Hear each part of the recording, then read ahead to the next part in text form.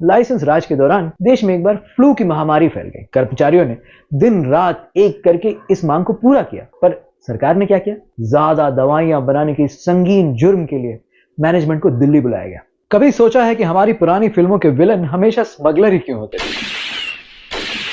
भारत के अधिकांश युवा सरकारी नौकरी के पीछे ही क्यों पागल हैं? और ज्यादातर घरों के लोग बिजनेस करने से आपको क्यों रोकते हैं? बेटा, तुमसे ना हो पाएगा।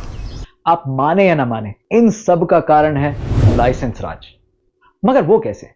चलिए समझते हैं आज के वीडियो में कि ये लाइसेंस राज था क्या। असल में लाइसेंस परमिट राज 50 के दशक से 90 के दशक तक की सरकार की उन नीतियों को कहा जाता है जहां व्यवसायियों, उद्यमियों और आम जीवन पर सरकार का नियंत्रण बहुत सख्त था। ये रील्स, यूट्यूब और सैकड़ों चैनलों के आने से पहले एक जमाना था जहां आपको हर बात सरकार ही बताती थी, आकाशवाणी और दूरदर्शन के जरिए। और तब एक उद्योग लगाने के लिए सरकार से करीब 80 लाइसेंसों की जरूरत होती थी। और रेड टेपिज्म इतना ज्यादा था कि उस वक्त के सरकारी आंकड़ों को माने तो एक लाइसेंस मिलने में औसतन 410 दिन लग जाते थे। हर एक ऐसे लाइसेंस के लिए आपको एक अलग डिपार्टमेंट जाना पड़ता, और हर डिपार्टमेंट में भ्रष्टाचार तो नीचे से ऊपर तक फैला हुआ था। इन सब के बाद अगर आप अपना उद्योग लगा भी देते तो कभी भी कोई भी रैंडम अधिकारी यह कहकर आ जाता कि आपने कोई कानून तोड़ दिया है। फिर आपको उसे पैसे खिलाने पड़ते और यह सिलसिला चलता ही रहता। हर व्यवसायी को सरकार एक अपराधी की तरह देखती थी। इन कानूनों ने सरकारी अफसरों के हाथों में इतनी ताकत दे दी थी कि एक नाराज अफसर भी आपकी कंपनी बंद करा सकता था और आपके साथ आपके सारे कर्मचारी भी सड़क पर आ जाते।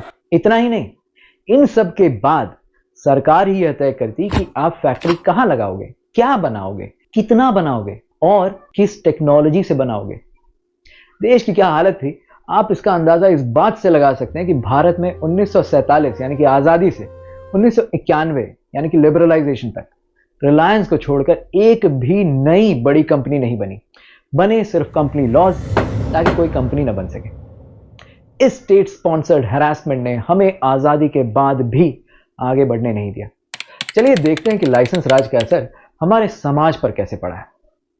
बिल गेट्स के स्कूल के एक दोस्त थे, केंट एवंस, और जब ये दोनों 8वीं में थे तो सपने देखते थे कि बड़े होकर अपनी खुद की कंपनी के सीईओ बनेंगे। और ये कहानी सिर्फ बिल गेट्स की ही नहीं बल्कि Steve Jobs, Mark Zuckerberg, Jeff Bezos, इन सब की है। और इन सब ने अपने पढ़ाई के दिनों में ही ठान लिया था कि वो बड़े होकर अपनी कंपनी बनाएंगे, सीईओ बनेंगे। आज हर इस कंपनी की साइज पाकिस्तान जैसे देशों की जीडीपी से भी ज्यादा है।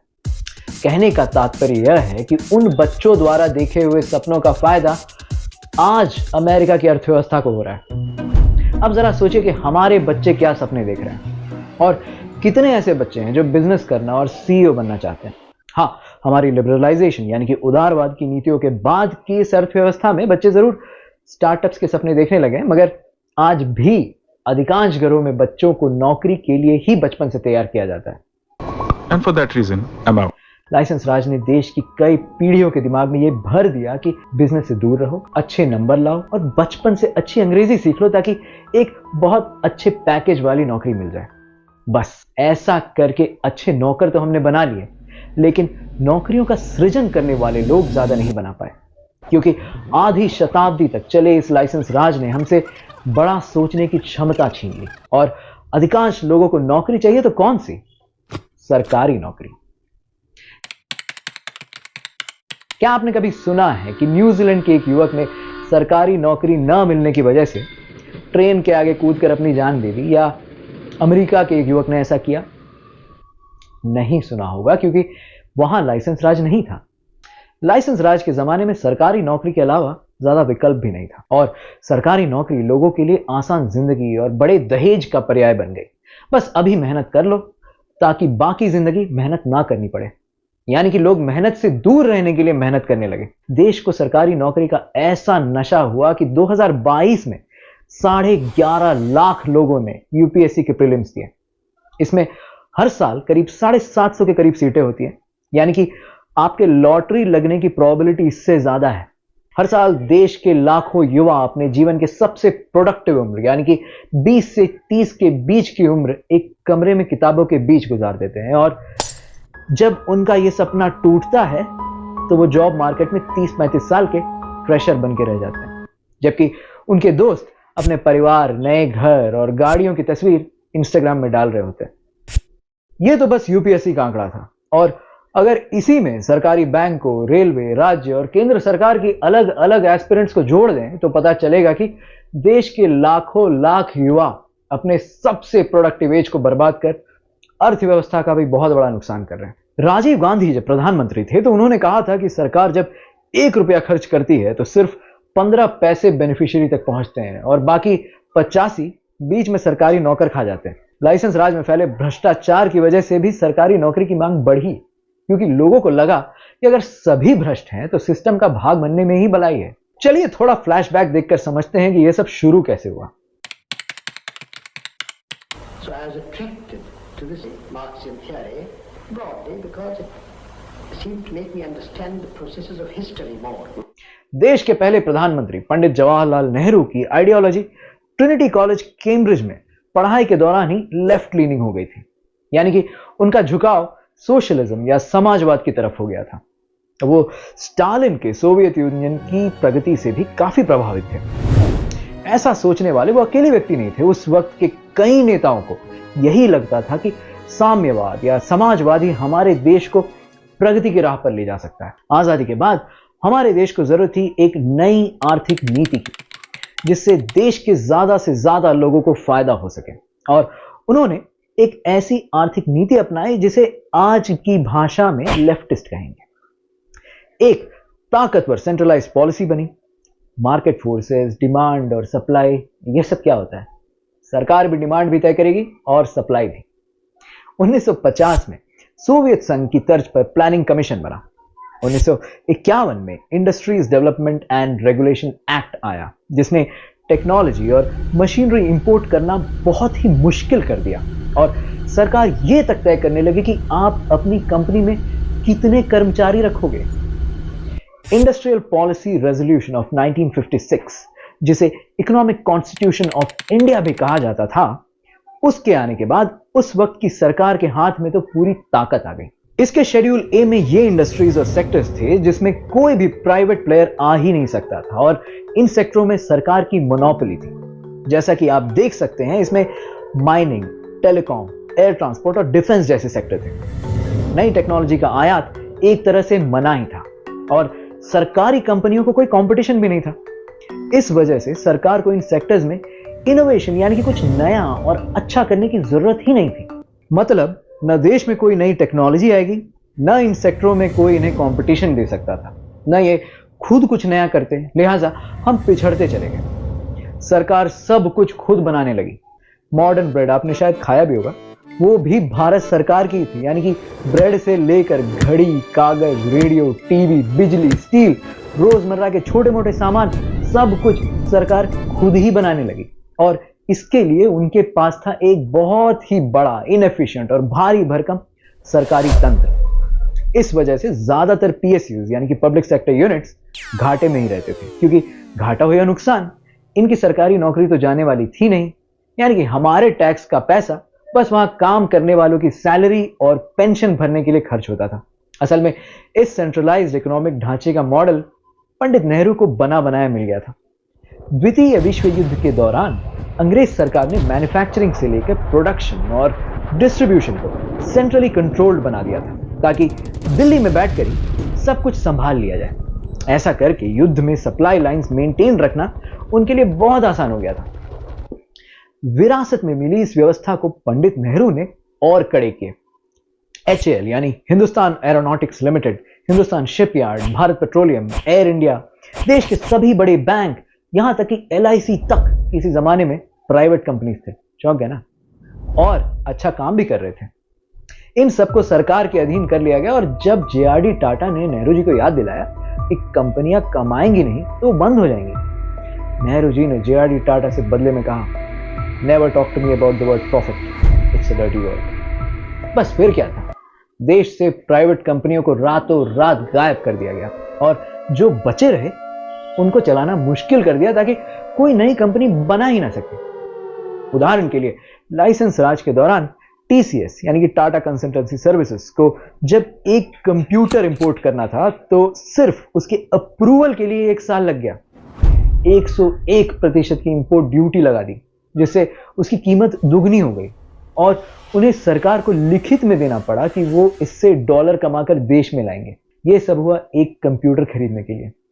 1969 में इंदिरा गांधी सरकार द्वारा बैंकों के नेशनलाइजेशन से लेकर कलकत्ता, कानपुर और मुंबई स्थित उद्योगों को बंद करवाने तक कहानियां कई हैं।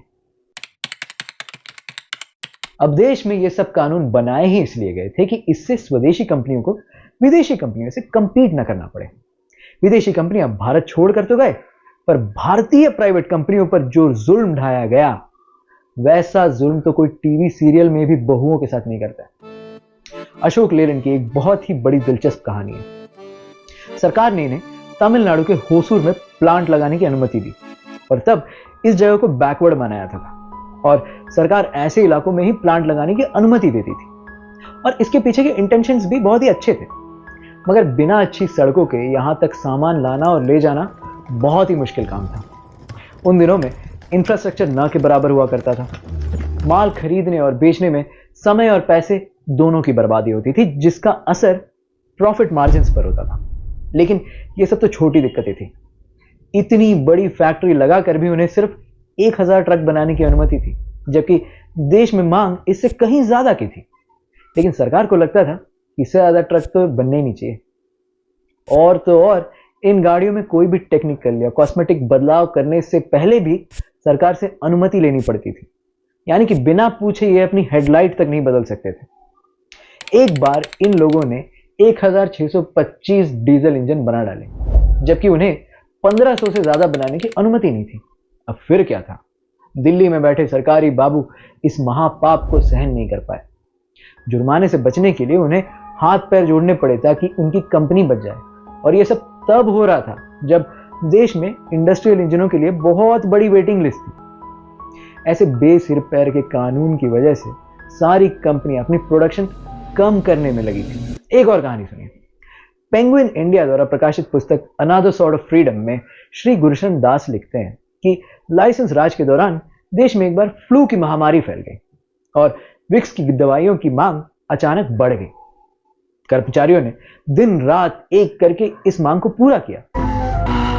सर्दी जुकाम में सांसों को राहत दिलाए, आराम का एहसास कराए। पर सरकार ने क्या किया? ज्यादा दवाइयां बनाने की संगीन जुर्म के लिए मैनेजमेंट को दिल्ली बुलाया गया। लेखक कहते हैं कि वो तब बच पाए जब उन्होंने कहा कि सरकार जरूरी दवाइयां बनाने को अगर अपराध मानेगी तो प्रधानमंत्री इंदिरा गांधी की छवि खराब हो सकती है, और तब जाकर ये लोग बच पाए। ये जमी ये आसमां, हाँ, ये जमी ये आसमां, हमारा कल हमारा आज, हमारा कल हमारा आज, बुलंद भारत की बुलंद तस्वीर, हमारा बजाज बुलंद भारत की बुलंद तस्वीर, हमारा बजाज। आप यकीन नहीं करेंगे मगर 70 के दशक में बजाज चेतक लेने का वेट पीरियड 10 साल था, क्योंकि मांग को पूरा करने के लिए ये अपनी प्रोडक्शन नहीं बढ़ा सकते थे। ज्यादा सामान और नौकरियां उत्पन्न करने को सरकार देशद्रोह की तरह देखती थी। चलिए आपसे एक सवाल, अगर 70-80 के दशक में आपके पास एक कार होती तो वो कौन सी होती? बुरी नजर से दूर रहे, पेट्रोल हमेशा फुल रहे। जी हाँ, एम्बेसडर। हमारी सड़कों पर हर 4 में से 3 गाड़ी हिंदुस्तान मोटर्स की एम्बेसडर ही थी। और इसलिए नहीं कि वो दुनिया की सबसे अच्छी कार थी, बल्कि इसलिए कि कोई नई टेक्नोलॉजी की कार भारत में आ ही नहीं सकती थी। 1952 में लाए गए Indian tariff commission for automotive industry की वजह से फोर्ड और जनरल मोटर्स को भारत में अपनी असेंबली प्लांट्स बंद करने पड़े।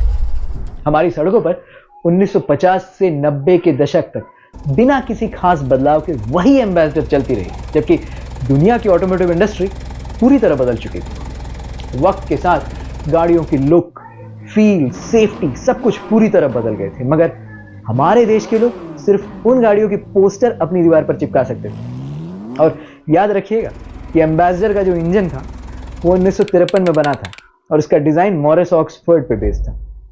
वो एक दूसरी पुराने जमाने की गाड़ी थी।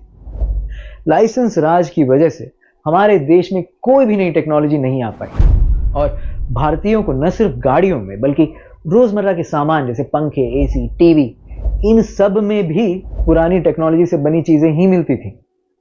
ऐसा इसलिए था कि विदेशी तकनीक आयात करने के लिए सरकार 2.5% का रॉयल्टी कैप और नो हाउ फी लेती थी, और वो भी तब जब सरकार को लगता था कि इस टेक्नोलॉजी से लोगों का भला होगा। इन सब का असर ये हुआ कि हम दुनिया में टेक्नोलॉजी और इनोवेशन के मामले में पिछड़ते चले गए और हमारे देश में बना सामान निर्यात या एक्सपोर्ट के लायक ही नहीं रहा। देश का निर्यात न के बराबर हो गया, जिससे देश में विदेशी मुद्रा की बहुत बड़ी कमी हो गई, यानी कि डॉलर आना बंद ही हो गया। जब विदेश से कोई रिश्तेदार वापस घर आता था तो उसके लाए हुए सामान को देखने के लिए बहुत बड़ी भीड़ जमा हो जाती थी, और ये मजाक नहीं है, ऐसा सच में होता था। उनकी लाई हुई कैमरा, घड़ी वगैरह लोगों को अद्भुत लगते थे, क्योंकि भारत एक अति पिछड़ा देश बनता जा रहा था। यहाँ तक कि यार्डले, कैमे और निविया जैसे प्रोडक्ट्स देखकर भी लोग पूछते थे कि ये इंडिया में भी मिलता है क्या? ये इंडिया में भी मिलता है क्या? ये सवाल हर 80s और 90s किड ने सुना होगा, क्योंकि हमारे देश में कुछ बनता ही नहीं था और आयात पर भी मनाही थी, मतलब आप कुछ मंगवा भी नहीं सकते थे। इस अभाव का फायदा उठाया हमारी हिंदी फिल्मों के विलेंस ने, जो हमेशा स्मगलर ही होते थे। लेकिन क्या आपको पता है कि ये किन चीजों की तस्करी करते थे, जिसे रोकने के लिए हमारा हीरो अकेला और निहत्था एक गोडाउन पहुंच जाता था? तुम लोग मुझे ढूंढ रहे हो और मैं तुम्हारा यहां इंतजार कर रहा हूं। अगर आपको लग रहा है कि यह गैर कानूनी माल जरूर हथियार या कोकेन था, तो आप गलत हैं। सबसे ज्यादा स्मगल होता था सोना। गोल्ड कंट्रोल एक्ट 1968, जिसे उस समय के वित्त मंत्री मोरारजी देसाई लेकर आए थे, इस कानून ने घर पर सोने के सिक्के रखने को भी गैर कानूनी बना दिया। ये एक बहुत ही सख्त कानून था, जिसमें एक सुनार के लिए 100 ग्राम से ज्यादा सोना रखना ही मना हो गया था। यानी कि एक ज्वेलर भी 100 ग्राम से ज्यादा सोना अपने पास नहीं रख सकता था। सोने पर बहुत भारी इंपोर्ट ड्यूटीज लगाए गए और इस अकेले कानून ने बहुत बड़े काले बाजार को जन्म दिया। और इसी का फायदा उठाने के लिए आए हाजी मस्तान, यूसुफ पटेल और बाद में दाऊद इब्राहिम जैसे लोग, जो बिना इन ड्यूटीज को दिए सोना भारत में स्मगल करने लगे। साथ ही स्मगल हो रही थी विदेशी शराब, घड़ियां, रेडियो, कैमरा और कई रोजमर्रा के इलेक्ट्रॉनिक सामान, जिनकी भारत में मांग थी, क्योंकि हमारे यहाँ पुरानी टेक्नोलॉजी की चीजें बिक रही थी जो दिखने में भी कुछ खास नहीं थी। उदाहरण के लिए घड़ियां, और आप में से कुछ ने इन्हें देखा भी होगा, जैसे HMT यानी कि हिंदुस्तान मशीन टूल्स की सरकारी घड़ियां। मुस्कुराती घड़ी, खूबसूरत घड़ी, इरादों की घड़ी, हमारी घड़ी, राष्ट्र के समय प्रहरी HMT। जनता को लगने लगा कि अगर कोई सामान इंपोर्टेड है तो वो अच्छा होगा, क्योंकि भारत में तो कुछ अच्छा बनता ही नहीं था। अगर आपको लग रहा है कि ये सिर्फ उस वक्त की कांग्रेस सरकार की आलोचना है, तो भी आप गलत हैं, क्योंकि जब इमरजेंसी के बाद 1977 में मोरारजी देसाई के नेतृत्व में जनता पार्टी की सरकार आई, जिसकी कैबिनेट में विदेश मंत्री अटल बिहारी वाजपेयी थे, तो उस सरकार ने भी लाइसेंस राज के कानूनों को और कड़े किए। कोका कोला जनता पार्टी की सरकार के समय ही भारत छोड़कर गई, क्योंकि सरकार उनसे उनका सीक्रेट फॉर्मूला मांग रही थी। IBM को भी उसी वक्त देश छोड़कर जाना पड़ा, क्योंकि अपनी भारतीय इकाई में इक्विटी कम करके 40% करने को उन्हें कहा गया था। तो हमें यह समझना चाहिए कि ये नीतियां किसी एक पार्टी मात्र की नहीं थी, बल्कि हमारे देश में समाजवाद या लेफ्ट लीनिंग आर्थिक नीतियों की एक लहर चल रही थी, और देश में पूंजीवादी नीतियों या कैपिटलिज्म के लिए जगह ही नहीं थी। कैपिटलिज्म को बुरा माना जाता था और इसके कई कारण थे। कुछ जियोपॉलिटिकल, जैसे कि उस वक्त हमारे अमेरिका के साथ संबंध, और सामाजिक कारण, जैसे हमारे समाज में फैली जातिवाद और असमानता, जिसे ब्रिटिश राज के द्वारा लाई गई गरीबी ने और भी गंभीर बना दिया था। ऐसे कई कारणों की वजह से हम सोशलिज्म की ओर बढ़ते चले गए। आजादी के वक्त ग्लोबल GDP में भारत का शेयर 4% था, जो 1991 में घटकर 2% बन गया था। आज वो वापस बढ़कर 4% को छूने वाला है। मतलब असली तरक्की तो हमें अब करनी है। आज हमारा देश और हमारा समाज आर्थिक रूप से जहां भी है, अच्छा है, बुरा है, ये सब उसी दौर की वजह से है। और इतिहास में झांकना इसलिए जरूरी है ताकि हम अपनी गलतियों को नहीं दोहराएं। वैसे तो आप लोग बहुत समझदार हो, इसलिए सब्सक्राइब तो कर ही लोगे, साथ में लाइक भी दबा ही देना। मिलते हैं अगले वीडियो में, तब तक के लिए जय हिंद और नमस्कार।